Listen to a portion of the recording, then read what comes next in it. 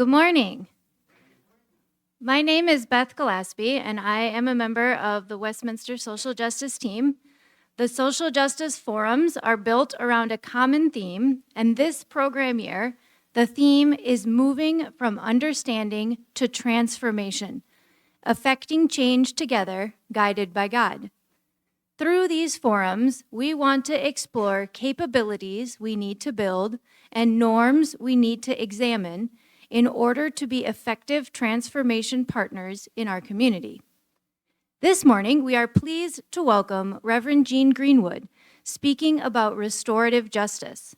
She served as training coordinator for the Center for Restorative Justice and Peacemaking at the University of Minnesota, is an adjunct professor and mediator for the state in special education conflicts, and a Presbyterian minister.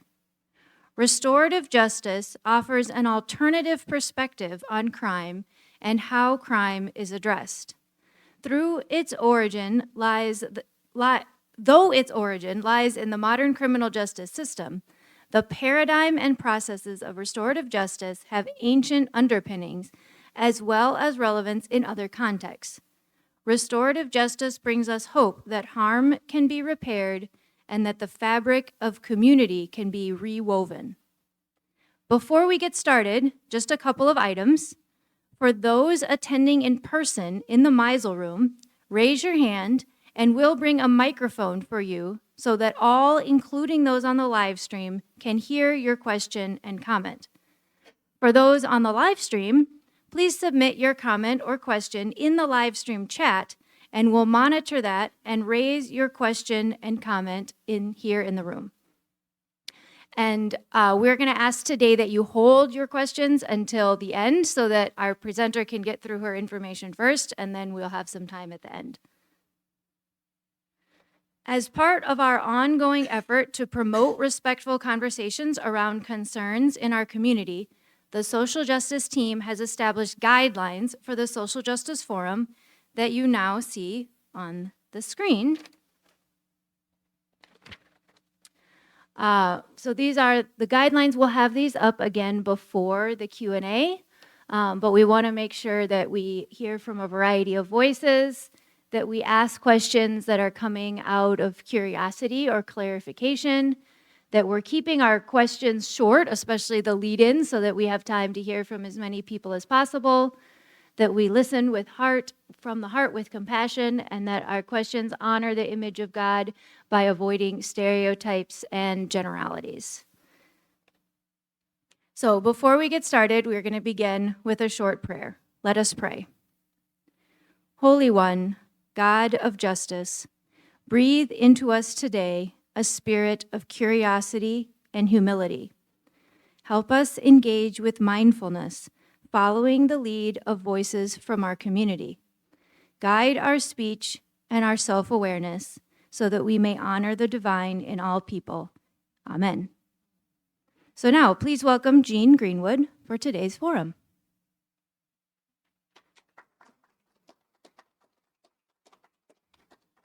Thank you, Beth.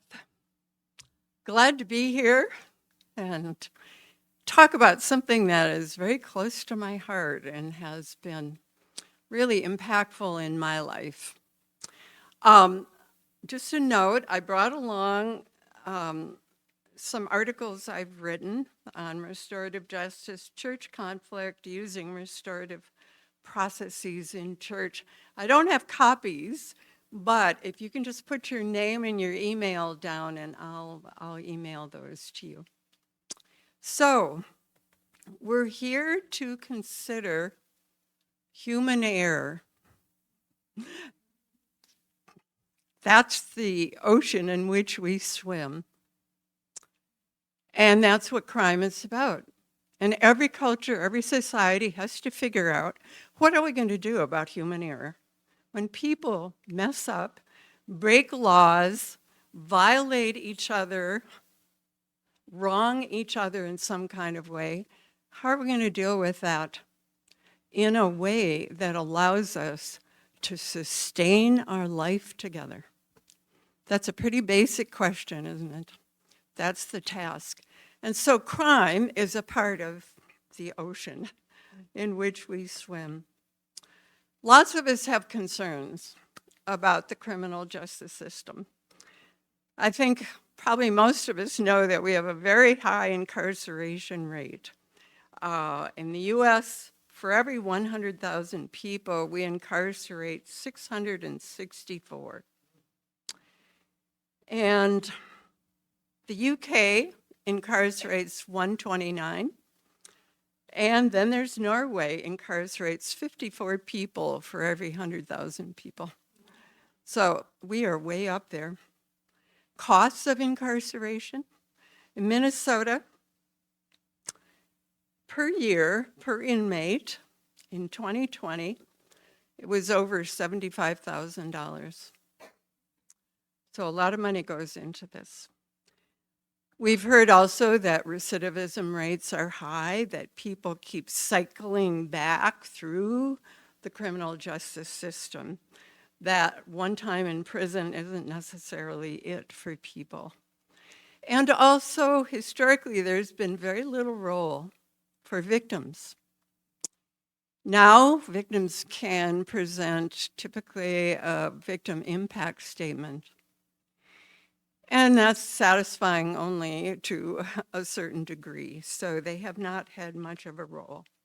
So restorative justice comes in as another model to consider. And I want to say up front, we need a criminal justice system. We're not advocating for closing prisons and getting rid of the court system. But we need to ask questions, serious questions about how we're doing it, and to consider alternatives. And at the present time, restorative justice is more of a supplement, but at times it's an alternative in low level cases or with juveniles. But we're talking about two different paradigms, really. Restorative justice, I just got grabbed by the, is endorsed by the UN, by the European Union, and the American Bar Association as well. So I didn't set out to work with crime, but it's one of those things life presents to you, and I want to tell you how I got involved. I was a new pastor in a small Presbyterian church in Minneapolis in a residential area. And it was Palm Sunday, 1991. I was standing at the door after church, greeting people as they left. And down the hallway came charging choir members, all upset. Jean, you won't believe what happened. Somebody broke into the locked choir room and took money out of our purses. And we thought, who would do a thing like that? You know, our quiet little neighborhood. Must be neighborhood kids.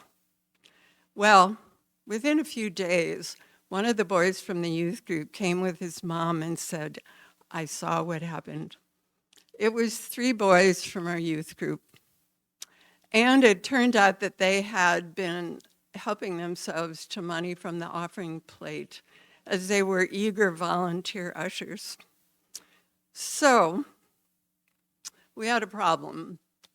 Took it to session and said, what should we do about this situation? Well, one group said, let's send them to court. You know, kids get by with murder these days. Parents are so permissive. And then, of course, there's another group that says, remember what we did when we were kids? And, you know, after all, we're a church. Aren't we about love and forgiveness? Let's just move on and let it be. Well, we didn't know what to do. So we took a month to do research and think about it, pray about it, and came back together. And in the meantime, I had talked to a juvenile probation officer who told me about this process, restorative justice, where people actually sit down and talk to each other, victims and offenders of the crime. And I thought, That's really amazing. I could never have imagined that. So I told Session about it, and they said, well, it sounds a little touchy-feely, but we'll give it a try, and if it doesn't work, we can always send them to court. So I did some preparation with everybody. The church knew about it, but we kept in confidence who the kids were. And then in June, a Sunday afternoon, we gathered in the church library with a couple mediators from a local program, a couple board members, a couple session members, a couple choir members, the 3 boys, and their parents. And as we got started, it was time to tell our stories. And church people expressed their anger and their sense of betrayal. One person said, you know, I used to feel safe at church. I no longer feel safe. It was one thing to lose money, but I've lost trust. And one woman looked right at the boys and said, I had you in my Sunday school class. How could you do this to us? And people also expressed concern for the boys and for their families. And then it was time for the boys to speak, and they didn't say a lot, but what they said was really crucial. They said, we are really sorry. I had no idea it would affect the church like this. I guess we just didn't really think it through at all, and I wish we'd never done it. And then the parents, cheerful parents, said, oh my gosh, we didn't raise our boy to be like this. We don't know what to do. We're so angry at him and worried about him. Well, then, a middle-aged church member spoke up, and he looked right at the boys and he said, I'm sitting here thinking that I should be in your chair. Because when I was your age, I did some shoplifting and nobody ever found out about it. My parents to this day do not know I did it. And I feel for you being confronted like this. Oh man, we were stunned. And of course, it shifted the mood.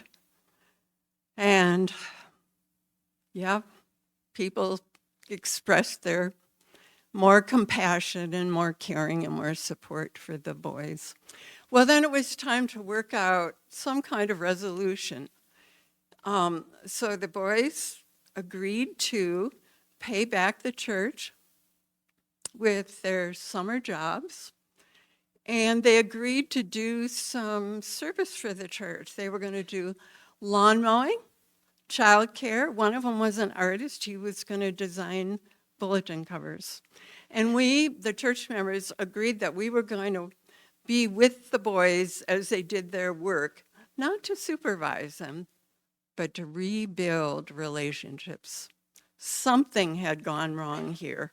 These kids did not feel connected to the church in a good way. We wanted to correct that. And so that's what we did.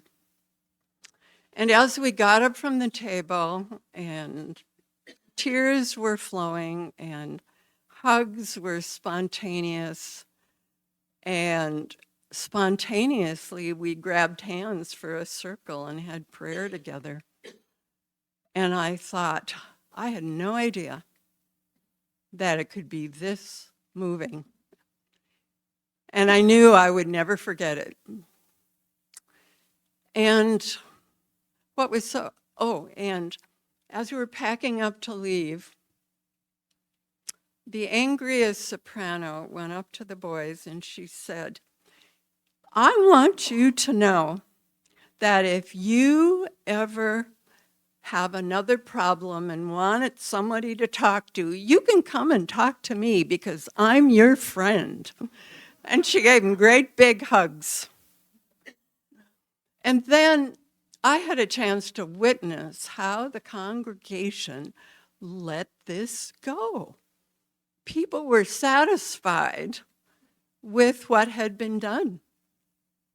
We held together compassion and accountability, justice and mercy, and everyone was satisfied. The conservative people and the liberal people, imagine that. It appeals to conservatives, it appeals to liberals. And the church moved on, and there was no rumor mill, no trying to find out who the kids were. And 6 months later, one of the boys came to me, and he said, "Jean, I just want you to know that this has really changed my life. I could see that I was going down the wrong road, and this makes me want to turn it around. I want to go to college, and I want to learn how to work with young people. And to," oops, I'm pressing keys. Just a second here.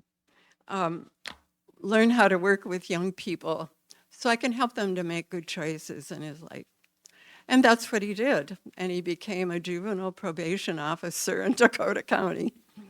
So I got to see that people felt the harm had been repaired because the kids did fulfill their agreements, and that some new relationships got built and restored, and that there was a feeling, a good feeling that was left in the congregation and among the participants. Kids came back to the youth group. The families continued in the church.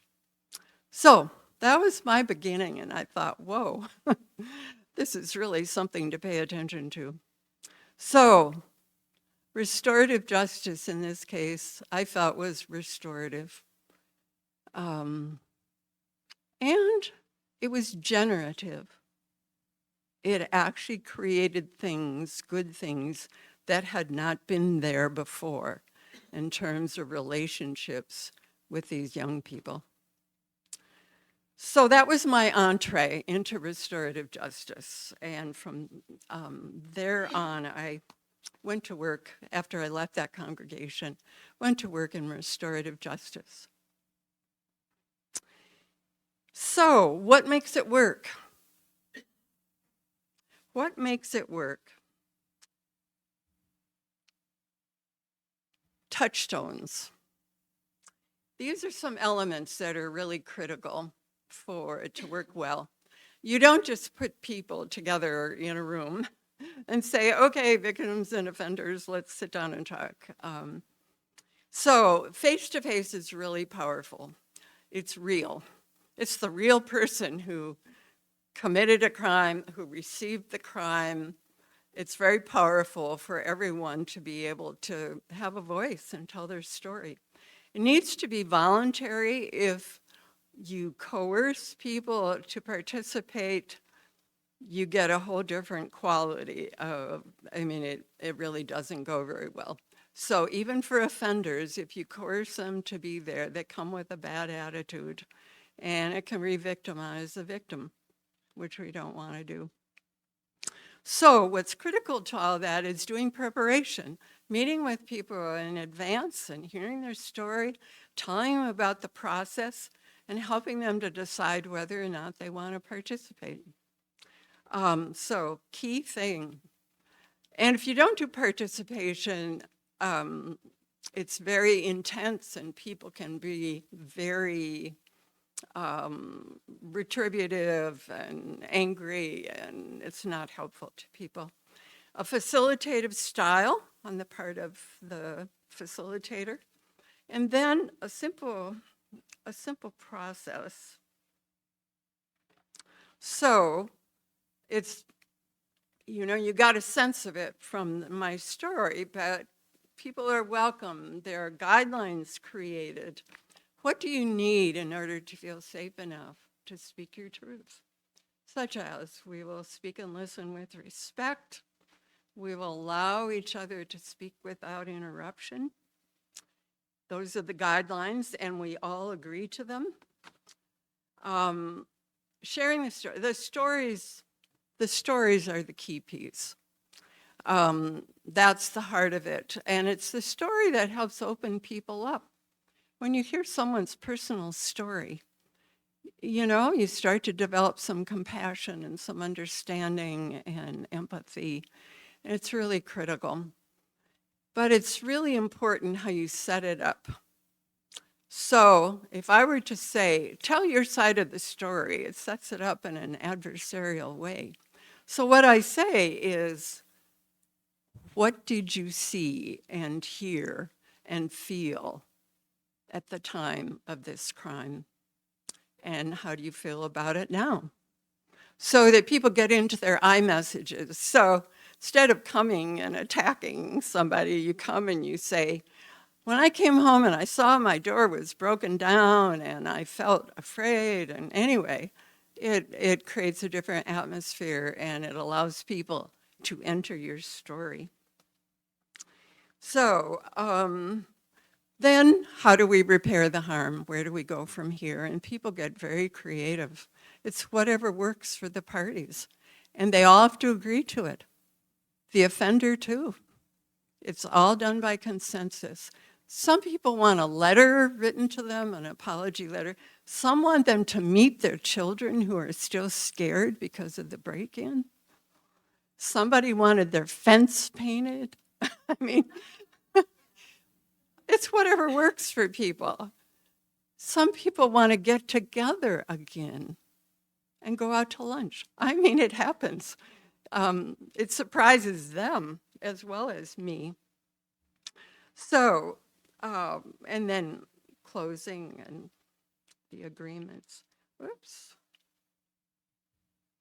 Okay, and so what we're trying to do is create an environment in which everybody is treated in the same way. Everyone is treated with respect and has a voice and has the power to create agreements. So, and take responsibility for their behavior, to cooperate. As I said, they're creative. And how it turns out is that what is helpful to the victim turns out to also be helpful to the offender. Those offenders, and I worked with juveniles a lot at Hennepin County Home School, and I swear they were 2 inches taller when they walked out of that room. They were proud of themselves because they had come clean, tried to make things right, and they felt good about themselves. They regained some self-respect. So that's a little bit about the process. Restorative justice comes out of, how are we doing here? Oh, goodness, time goes fast. Okay, so key questions. What are our goals when it comes to crime? What do we want to see happen?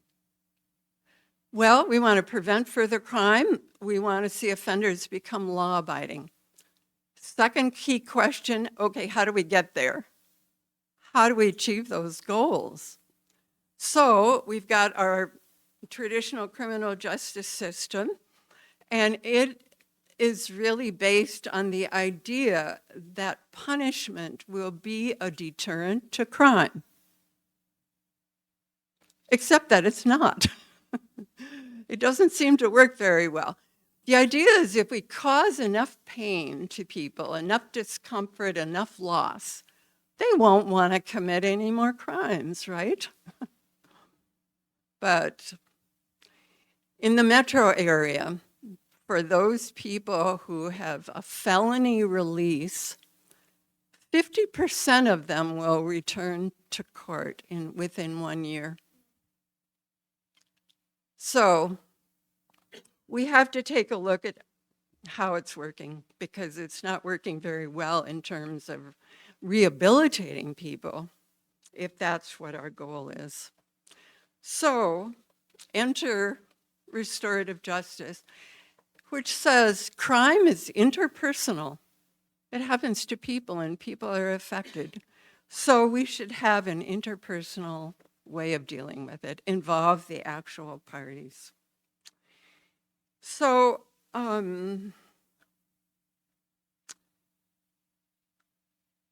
restorative justice comes out of a needs-based orientation. What do victims and offenders need after a crime has been committed? How do we help them move on in their lives and heal? And it also comes out of a strengths perspective. We believe people can change, that people have a capacity. Not everybody's going to choose to, but to give people opportunities. So, what are the outcomes with restorative justice? Well, the research, the quantitative research, Dr. Mark Umbright, with whom I worked in the past at the Center for Restorative Justice,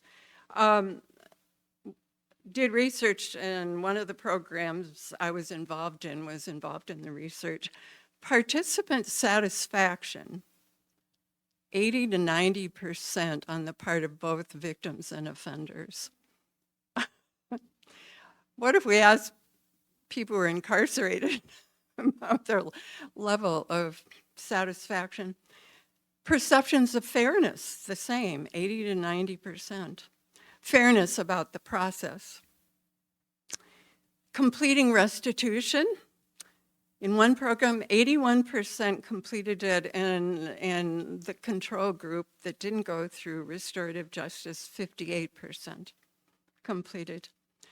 And victims' fear was reduced, recidivism was reduced. And then qualitatively, victims and offenders said, it was great to have a voice, just to tell my story, to be listened to and to be respected for what my experience was, both as a victim and as offender. I got to ask my questions, I got some answers. Were you planning to come back to my house again? You know? And the offenders are surprised that people actually cared about them. We're concerned about their lives as well. And we're happy they had a chance to actually give something to their victim. Because in court, they feel like the victim. They've been arrested, they go to court, they are the victim of the criminal justice system. That's how they see it. They forget about the real victim, but not in restorative justice. It is so real. They sit across from their victim and hear the story. And you know how people say, let's get tough on crime? Well, people doing research at Oak Park Heights asked offenders, if you'd had a choice between doing time and sitting down with your victim or your victim's survivors, which would you have chosen to do time? Think about walking into a room where people know that we're the person who caused them harm. Restorative justice takes crime seriously, in other words. So, where are we? We're just about to question time. Okay, I'm going to tell you quickly about Helen. Helen, a feisty 83-year-old woman, went to her door on Christmas Eve. The doorbell rang, and there were 3 teenage boys standing there. One of them pulled out a gun and shot her in the head. The bullet remained lodged in her head, and she had lost some vision and some hearing. And she lived in the near north side, and her friends stopped coming to visit her because they didn't feel safe being in that neighborhood anymore. She stopped going out. Her health deteriorated. She got depressed. She spent every night sitting up in her rocking chair with her dog, keeping watch. So I was given the case of the younger boy, a 15-year-old boy, brother to the boy who had shot her. And I'd already met with him. And I went out to tell Helen about the opportunity, if she wanted it, to meet with him. And she said, oh, is this restorative justice stuff just about rehabilitating the offender? And I said, no, it isn't. But if you don't see any benefit to yourself for meeting with him, then I encourage you just to decline. She says, I'll think about it. Well, I went back to the office, and there was a message from Helen. I called her up, and she said, okay, I'll do it. Maybe he deserves a second chance. So the day of our dialogue, the young man, Emmanuel, his mother, and his social worker were already there in the community room in the library. And I went to meet Helen and her daughter at the door. So we're walking down the hallway towards the door. And when we got close to the door, Helen moved ahead and planted herself in the doorway. She was kind of a staunch person to begin with. And she kind of glared at Emmanuel. And she said, come here, you rascal. Well, this wasn't how I planned to begin this dialogue. She took over. Well, Emmanuel, shaking, stood up. He was scared to death. And he came towards her, and when he got within reach, she grabbed him and hugged him. Then she took him over to the table. She sat him down and sat across from him, holding his hands, and talked to him for half an hour. She said, I love you, Emmanuel, and I forgive you. And I want you to have a good life. I think underneath it all, you have a good heart, and you can be successful in life. I wish you were my son. And then she said, I want you to know, too, that God loves you. And she handed him a piece of Billy Graham sheet music to remind him. And then it was Emmanuel's turn. And he's there, sitting there, holding her hands with tears streaming down his face. And he said, I'm so sorry this happened to you. I had no idea that this was going to happen. I didn't know my brother had a gun. And I know how it would feel if this had happened to my grandmother. Well, there it was. That was the dialogue. That was the heart of it, is the story. Well, what did they do for agreements? She did not want any monetary restitution. She wanted to stay in touch with him. That was her wish, and he agreed to it. So they exchanged phone numbers, and he gave her his address, and they did stay in touch. And Emmanuel sent Helen a Mother's Day card. That's sweet. So, okay, there's my Helen story. I mean, you just don't know what people are going to do with the process. It's power to the people is what it is. Giving them a voice. And she took over and did what she wanted to do, what had meaning for her. And I found out later that she had her son had died in prison. So, restorative justice. It really gives us a model for dealing with human error within the criminal justice setting, but also in our lives. People who work with restorative justice find it very transformative, not just for the parties, but for the facilitators too. If these people can sit across from each other and speak out of their own pain, go deeply into their hearts, and find a capacity oftentimes to be forgiving.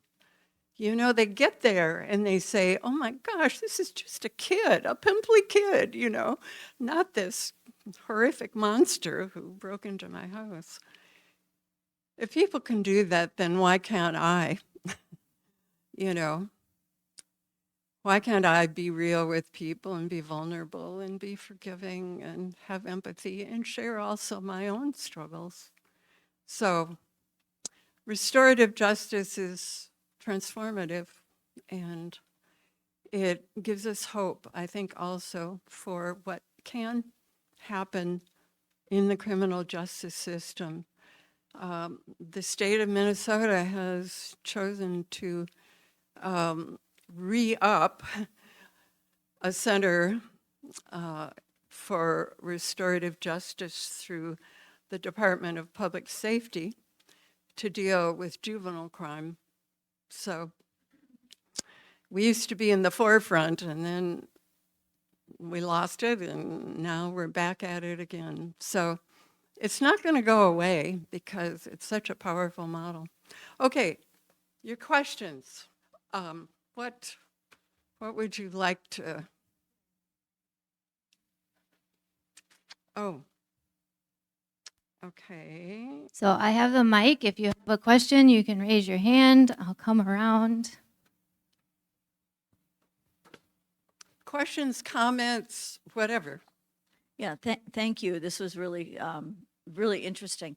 So I'm curious if there are a specific age group that you typically see this working in, and is there a profile of a crime that might be more effective? Yes. And then one other question is, have you seen this work within prison systems? So people who have already been incarcerated and then do more of this kind of intervention? Well, there are programs that use this model for reentry after people leave prison. I'm not sure about well, I mean, yes, I mean, some people are within prison who participate in these. I went to Hennepin County Homeschool. These kids were incarcerated, so yes. In terms of what kind of crimes, it started out with juvenile crimes and low-level misdemeanor crimes. They thought that would be the safest. Restorative justice in modern usage, apart from indigenous practices, and common sense stuff, you know. We've all known the common sense of this when somebody broke your window, you know, as a kid, and they come over and say they're sorry and they're going to pay for the window, that kind of thing. But Kitchener, Ontario, 1974, these two Mennonite probation officers said, well, what should we do about restitution? Let's ask the victim. And that's what started the ball rolling. So it started that way, but then as they saw the process was so powerful, it's now being used in any crime, including rape. I mean, it's voluntary, so any crime can, you know, but more commonly in lower level crimes. But there's no crime for which I believe it should not be available to people if they desire to do that. And it's done in lots of settings. There are nonprofits doing this, governments doing it. So it's, and then there's the Truth and Reconciliation Commission model that's being used internationally as well. So, yeah, any crime, but carefully. You don't just jump into it. And the higher level crimes, you spend more time in preparation with the parties. And they can always opt out. as long as it's voluntary and it's people.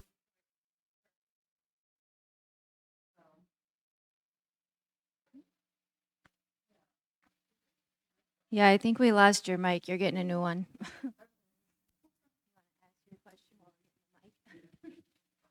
Yeah, thank Okay, you. Yes, thank you so much for the data that you shared. We have a question from the chat wondering if there are some types of infractions where restorative justice, by whatever measure, seems less effective. Is there variation across, or is it very situation idiosyncratic?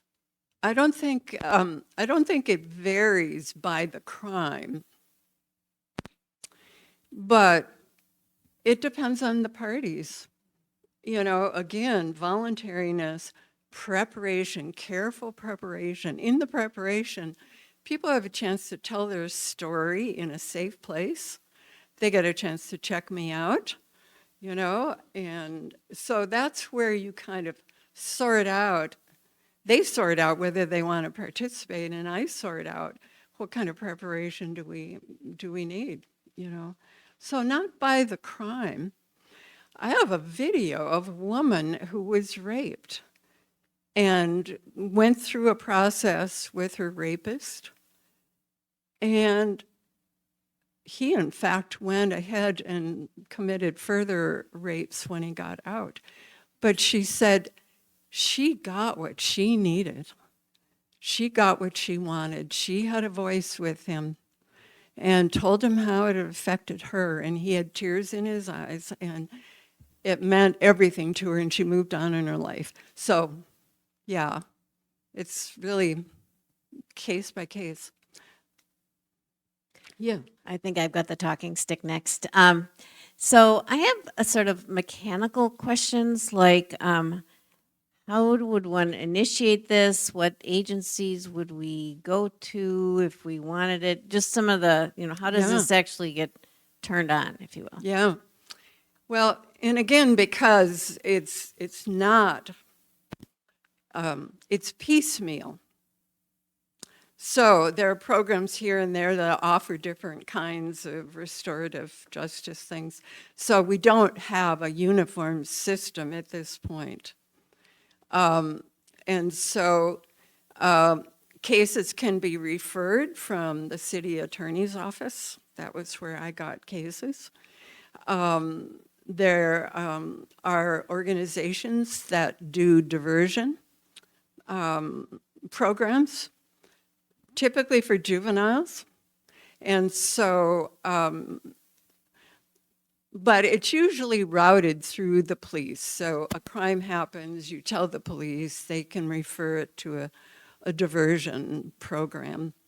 But if it's a non-criminal sort of situation where you just want to work something out with your neighbor who chopped down your tree, there are community mediation programs to address the people-to-people kinds of disagreements.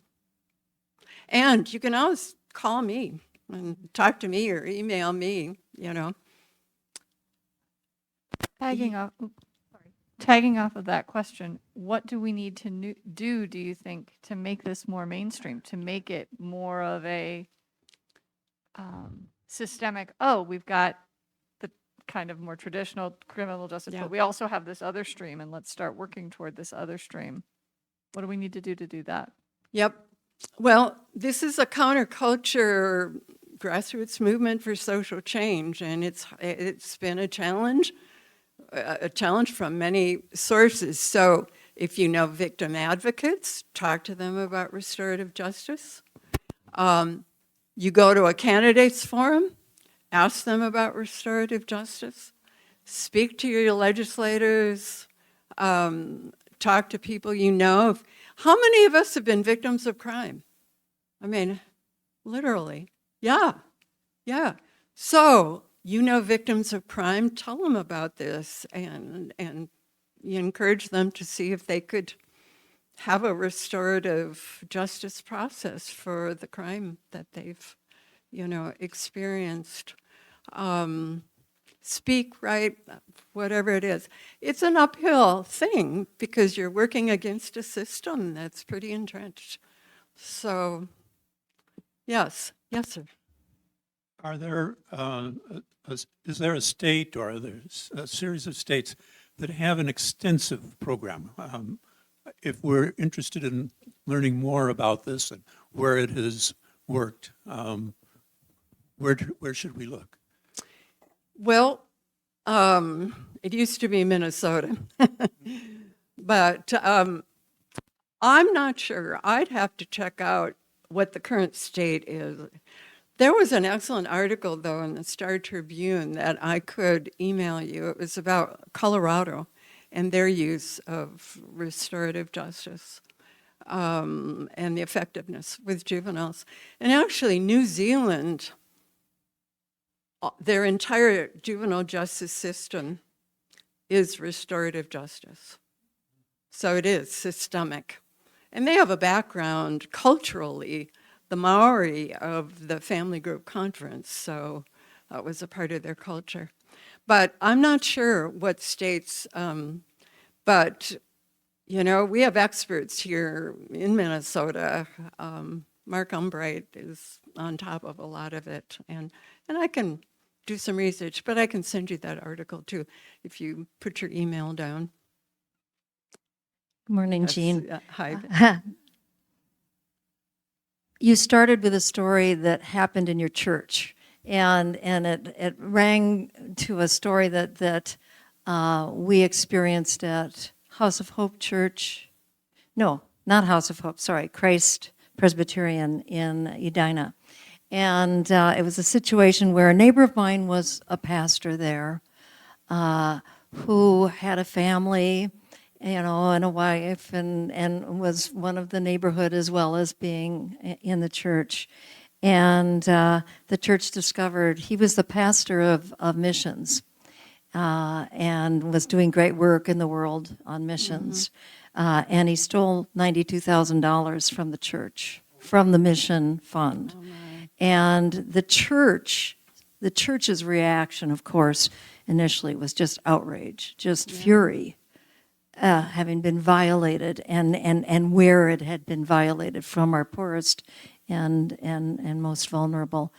And Pastor John Crosby got up that next Sunday and he said, and I swear I can only remember words from sermons maybe twice in my life, but he got up and said, how we handle adversity determines who we are.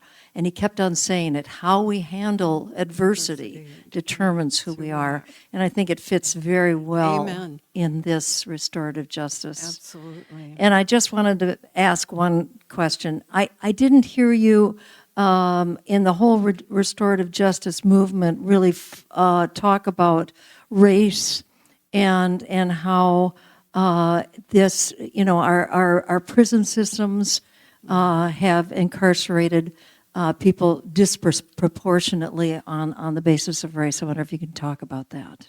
Mm-hmm. Yes. Well, I think restorative justice and the restorative process is an ideal way of dealing with racial issues. In the story of Helen was white and Emmanuel was black.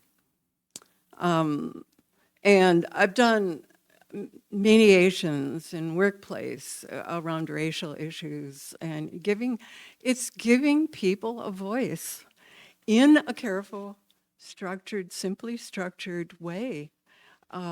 So I think it's a tool for that as well. And in terms of the church situation you described, I love that. Adversity is determining, you know, who we really are. And one of the articles, I served in a church for 9 months that had sexual misconduct on the part of one of the pastors. And I created a process. So you can read the article about how restorative processes worked in that case. So. All right, I think we might have more to say, but unfortunately we are out of time. If you are interested in the articles, you can put your name on the note paper over here, and Jean will send them to you. If this is a topic you're interested in, the Westminster Social Justice Team is starting a group who will study reimagining public safety. So if you are interested in being involved in that group, please let Pastor Elena know. And then we want to thank Jean for sharing her experiences and expertise in. And I want to add one thing. Okay, Can I? we're going to run out of time in about 30 seconds. Okay. I want to add one thing. If you are interested, please talk to me further. And I will volunteer. If you are interested in having an experience of your own, I will volunteer to do an introductory session on the circle process. I will volunteer to do a circle training or both. Circles are portable and you can use them in your families. Thank you. So next week, we will welcome ERA Minnesota founder and Westminster member Betty Folliard speaking on the proposed Equal Rights Amendment ballot initiative coming before the Minnesota House this February. We look forward to seeing you then.